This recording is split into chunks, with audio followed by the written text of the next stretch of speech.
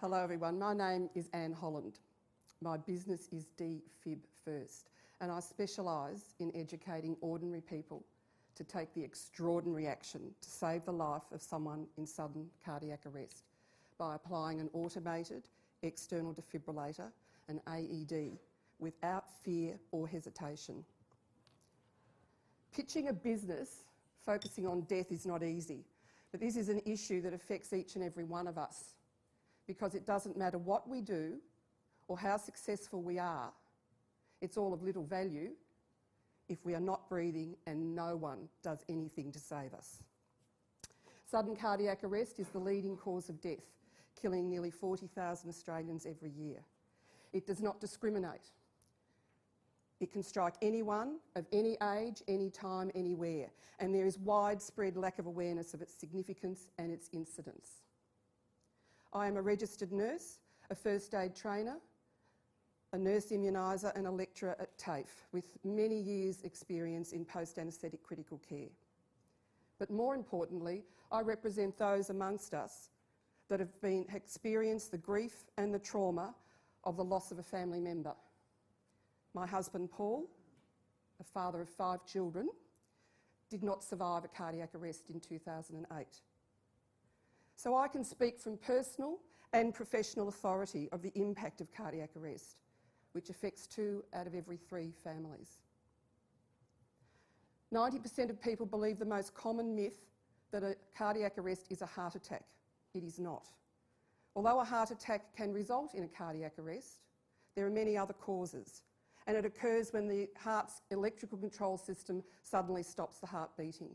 It has no warning signs. 75% of cardiac arrests occur outside of a hospital, and survival is dependent upon early defibrillation and CPR.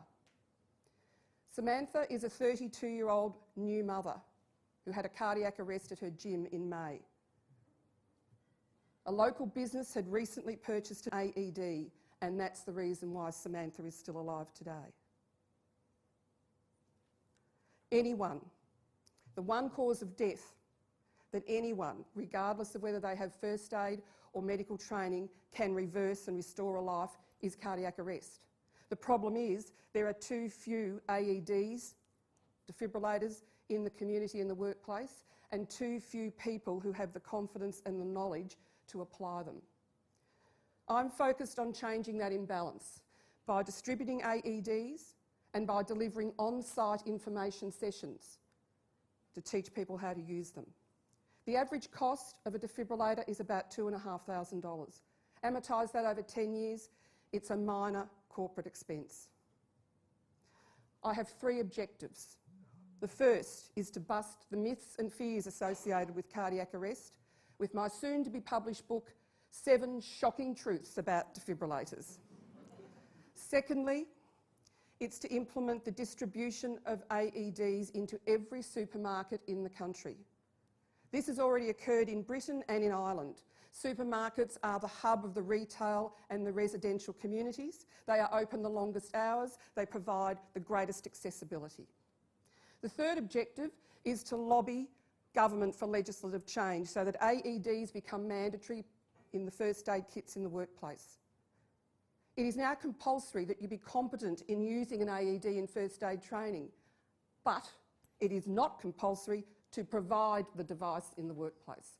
The law is lagging behind the technology and it needs to catch up. I have the knowledge, the expertise and the experience to take my message to the marketplace. To make it a reality, however, I need an advisory team of mentors, PR and media experts to guide me in scaling this business to a nationwide information, education and distribution AED service. Secondly, connections with decision makers who can influence and instigate change. Key industry figures in OH&S, members of Parliament and high-profile personalities such as James Packer, whose father Kerry was revived from a cardiac arrest at a polo game. In closing, I invite everyone here present to become ambassadors for change. Start the conversation. How easy it is and simple it is to use an AED and save a life. We just need to have people activated and willing to have a go. And then we let the AED do its magic. I'm Anne Holland. My business, life-saving business, is Defib First. Oh yeah!